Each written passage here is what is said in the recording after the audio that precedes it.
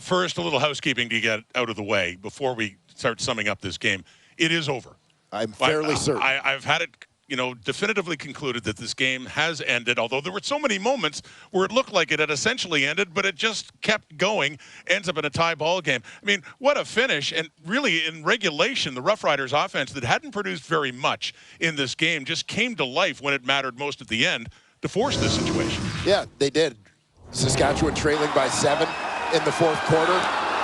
Manages to find Sean Bain wide open near the end zone. He takes it in. That ties the game. Then a Roland Milligan interception in Redblacks territory sets up a Brett Lothar field goal. This one gives Saskatchewan the lead. By the time Ottawa returns the kickoff, they take the ball. 38 seconds left in the game. Get pushed to third down. Completion to Justin Hardy essentially sets up this game-tying field goal by Lewis Ward at the end. This sends the game to overtime. Ottawa has first possession. Dustin Crum on a scramble. Finds the end zone. This puts Ottawa up by 6. They don't get the two-point convert. Saskatchewan needs 6 to tie. Patterson to Emelis in the end zone. That ties it. No two-point convert for them. Second mini game. Ottawa sacked once, pushed back, sacked again. Dustin Crum trying to get rid of the ball, fumbles it, and it looks like the game is over. As Ottawa had second possession, Saskatchewan had kicked a field goal. Roughing the passer is ruled by the command center, gives Ottawa new life. Lewis Ward kicks a field goal to tie it. That's how this one ends.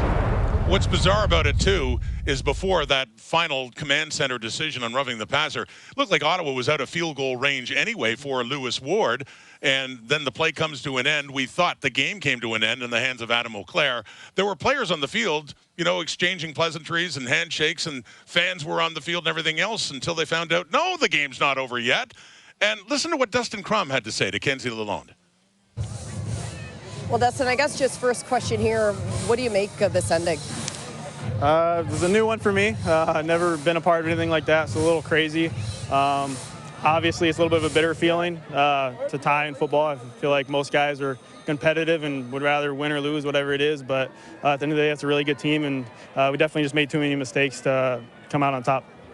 I mean, we had fans and families on the field here, pulled back after. But right before that, did you think it was all over?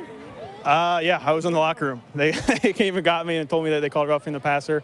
So yeah, there's 2 times there where we thought the game was over and then it wasn't. So it was a pretty crazy ending. Going back to the beginning, when you did enter this game, where was your mind at? Where were you at, just trying to keep this win streak going and keeping the confidence within the group? Just try to execute, play in, play out, not try to do too much. Obviously, we got a lot of talented guys on the team. A lot of guys, if you get the ball in their hand, they're going to do special things. So just trying to do your job, nothing crazy. Thanks for the time. Thank you.